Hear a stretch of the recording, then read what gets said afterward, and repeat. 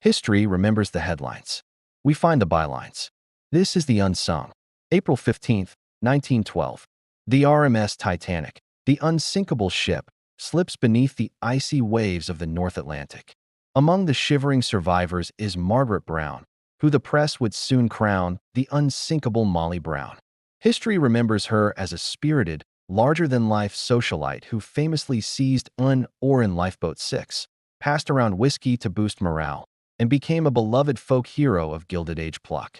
It's a great story, but that headline, that single, sensational story, hides the real one. Behind the unsinkable myth was a woman who had already survived poverty, domestic violence, and the brutal social exclusion of America's elite.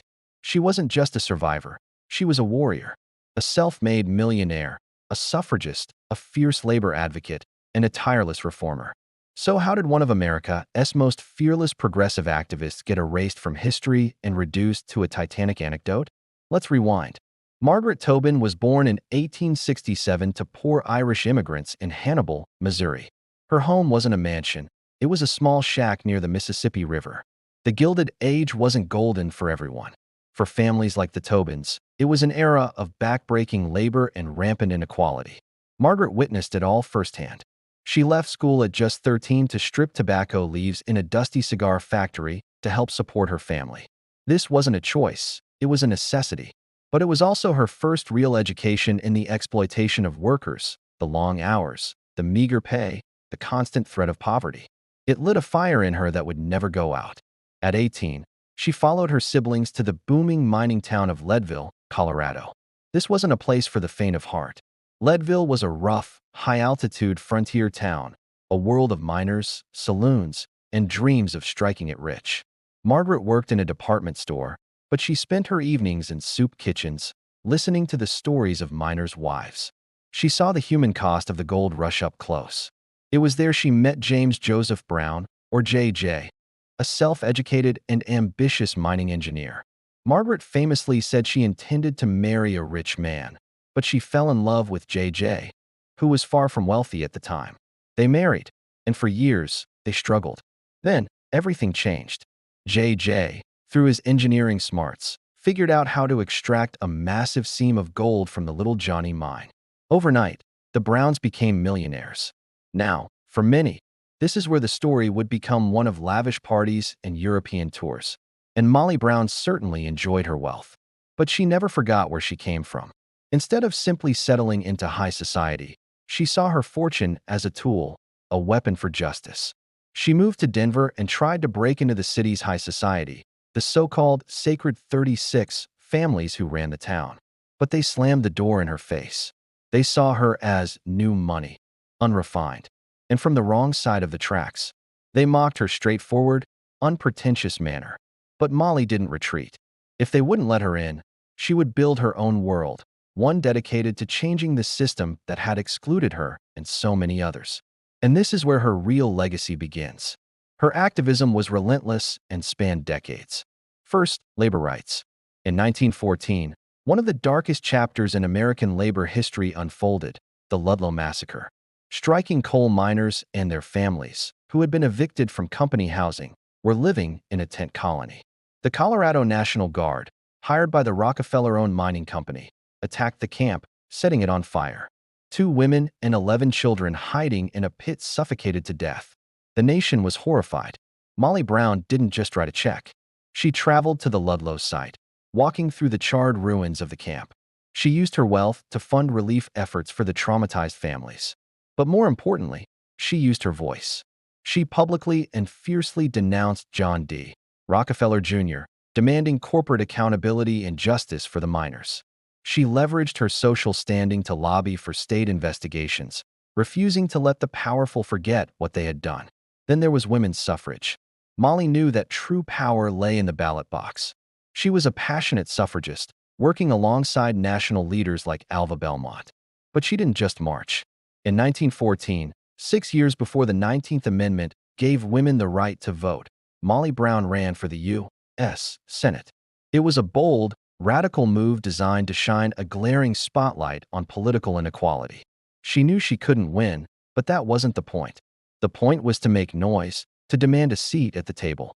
In Denver, she helped found the Denver Women's Club and pushed for women's access to education and professional opportunities. Her compassion extended to the most vulnerable.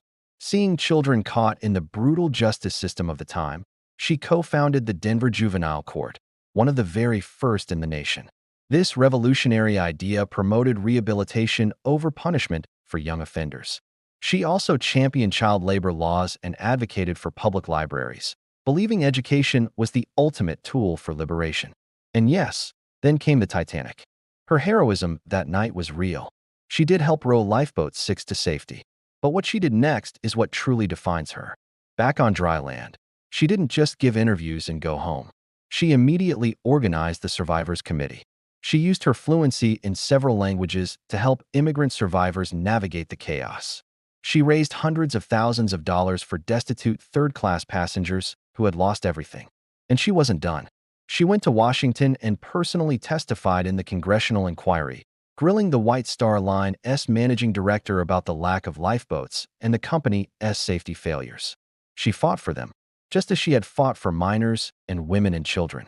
The Titanic didn't make her a hero. It just gave her a global stage to be the hero she already was. So why was all of this erased? It was a slow and deliberate process, a perfect storm of gendered minimization and myth-making. First, the press used the colorful character trope. They loved her outspoken nature and working-class roots, but they framed it as eccentricity. She was loud. She was unrefined. She was a character. This was a clever way to dismiss her serious political work as mere quirkiness, not the strategic activism it truly was. Her political ambitions were treated as a charming hobby. Second, class and gender bias were rampant. The Gilded Age historical narrative was written by and about men, the industrial titans, the political bosses. A self-made woman from the working class who crashed their party and then used her money to challenge their power? She didn't fit the mold. It was easier to ignore her than to acknowledge her. Finally, the Titanic itself became the ultimate simplification. It was a dramatic, easily digestible story. The Unsinkable Molly Brown was a fantastic headline. Over time, her entire life, her decades of struggle and advocacy, were folded into that single event. It flattened her into a one-dimensional caricature. And pop culture sealed the deal. The 1960 Broadway musical and subsequent film, The Unsinkable Molly Brown, cemented this image. It portrayed her as a plucky, cheerful, love-struck survivor. A fun story, but one that completely stripped away the radical reformer, the political strategist, the tireless fighter for justice. Today, we are finally starting to correct the record. Historians and activists are reclaiming the true legacy of Margaret Molly Brown. She stands as a powerful example of how a survivor of trauma, whether it's poverty, exclusion, or a sinking ship, can channel their visibility into vocal, effective advocacy. Her life teaches us an essential lesson. Courage isn't just about surviving a disaster. It's about what you do with your second chance. It's about using your voice and your power to fight for those who are still struggling, still sinking. Who are some other historical figures whose real contributions have been overshadowed by a single, famous event? Share their stories in the comments below. We need to find more of these bylines. Thanks for watching. Don't forget to subscribe to the Unsung.